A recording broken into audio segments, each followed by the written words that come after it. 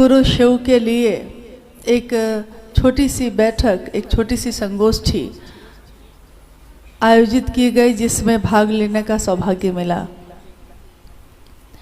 इस जगह पे उपस्थित हम सभी लोगों का एक ही उद्देश्य है, क्योंकि जब कोई किसी संगोष्ठी में शामिल होता है, उसमें शामिल होने वाले सभी गुरु भाई और गुरु बहन की जो मनसा है, जो कर्म है, जो वचन है, वो एक ही होती है।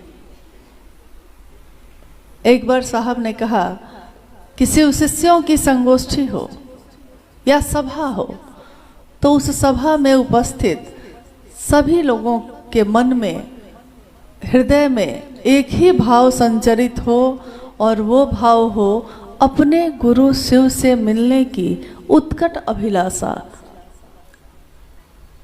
एक बेचैनी, एक तरफ कि हम अपने जीवन में शिव को गुरु बना के चल तो रहे हैं, लेकिन इस काम को करने का उद्देश्य हमारा क्या है।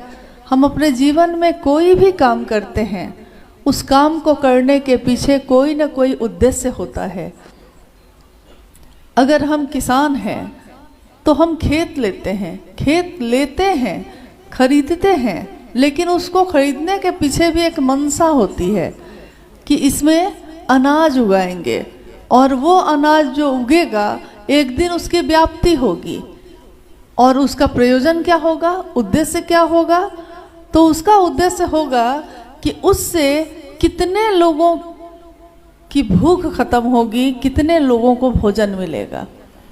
यानी एक बिया जब हाथ में है, उसी समय उसकी का जो परिमार्जन होना है, उसकी जो व्याप्ति होनी है, और उसका जो उद्देश्य होगा, उसके बारे में हम लोग उसी समय सोच लेते हैं।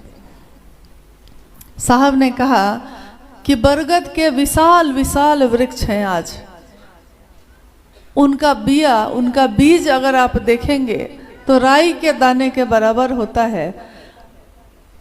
उस बीज में संभावना होती है कि एक दिन वो बरगद का विशाल वृक्ष बनेगा, लेकिन आज उसकी कोई ताकत नहीं है, राई के दाने के बराबर है।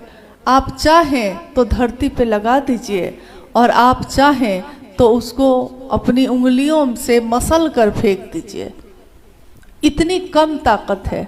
लेकिन अगर वो जमीन पे लगा दी गई और उसको मौसम अनुकूल मिला, परिवेश अनुकूल मिला, तो एक दिन वो इतना विशाल होता है कि 100 लोग उसकी छाया में विश्राम करते हैं।